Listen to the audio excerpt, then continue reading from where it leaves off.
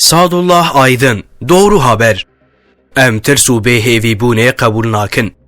Misliman di şerê Uhudê de ji dijmendarbeyek mezin xwarin. Beş û qismek ji qumandar û beyrexdarên mezin ên artêşa İslamê şehîd bûn. Fermandarekî weka Hezretî Hemze û xwedî sencextarekî weka Mus'ab tevlî karwana şehîdan bûn. Qomandarê giştî yê artêşa İslamê Hezretî Muhammed siravê xwe da li ser bin birîndar bû. Hezretî Alî şerê Xwedê û qomandarê herî wêrek û bi cesaretiyê cepheya herbê jî birîndar bû. Ji sesiyan yek ji artêşa hezar kesî ya İslamê yan ji ber ku ew bi xwe münafık bûn, yan jî ji ber ku bi hîle û kemînên münafıkan hatin xapandin, ji tirsa mirinê û hezkirina dinyayê paştevekşiyan. Misliman bi artêşa müşrîk re rûbirû tenê hiştin. Ji her heft mislimanan kesek tevlî karwanê şehîdan bû.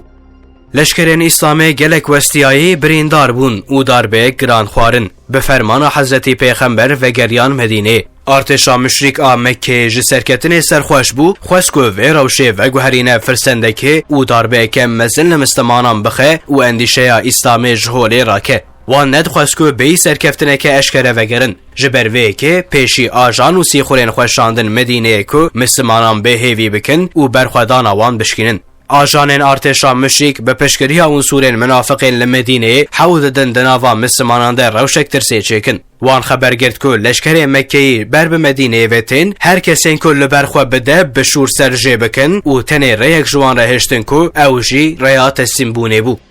Lêbelê ev qelebalîq û hewl propagandayên îdraxkirinê mislimanan netirsand. Bilakîs îman û îradeya wan a berxwedanê zêde bû û xwe amade û hazir kirin ku bi dijmin re rûbirû bimînin û gotin Xwedê besî me ye ew çi wekîlekî hêja û baş e. Resulê Xweda silavê xwe da li ser bin, leşkerên İslamê yün ku westiya û birîndar bûn, lê moralê wan bi qasî çiyayekî bilind bû, dîsa şand seferê. Dema ku artêşa müşrikên Mekkeyî zanîn ku artêşa İslamê ber bûwan ve tê, hêviya xwe ji serketinê xut kirin û bi tirs ji herêmê derketin û reviyan.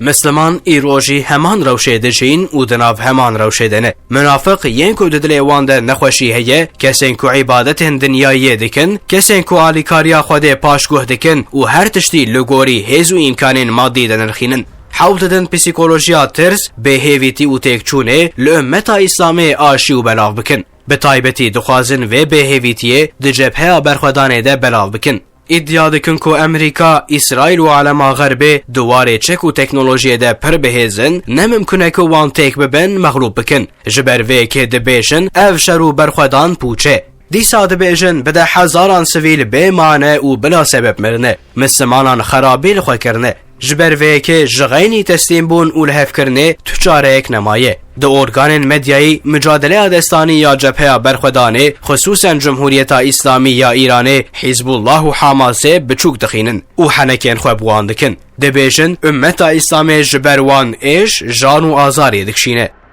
Belê, rast e, dibe ku cepheya berxwedanê mislimanên mücadeleye dikin, wendahiyên bi êş dixwin zirarê dibînin.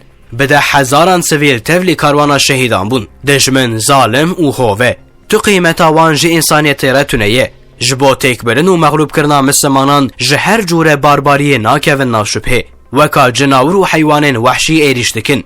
Gelek rêberên berxwedanê, qomandarên herî paye bilendên berxwedanê şerbeta şehadetê vexwarin.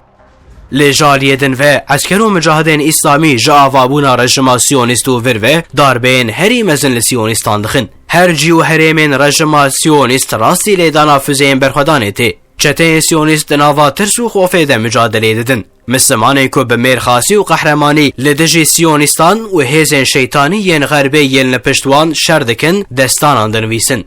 Di nava berxwedêr û mücahidan de tirs, panîk, bêhêvîbûneke herî biçûk jî tune ye. Baweriya xwe bi Xwedê tînin, xwe destpêrên wî û baweriya wan bi serkeftinek tam heye. Wezîfeya me ew e ku li pişt berxwedanê bisekinin, em destekê bidin wan. Bêyî tirsandin, biçûk xistin, tirsonek, ziman û qelemên xwe em tu ferq û cudatiyê nekin nav ewladên ezîz û delal ên cepheya berxwedanê yên ku weke yek bedenekî êrîşî dijminê xayîn dikin. Divê em li her cî û warê Xwedî li wan derkevin û ji bo serkeftina berxwedanê hemû îmkanên xwe seferber bikin.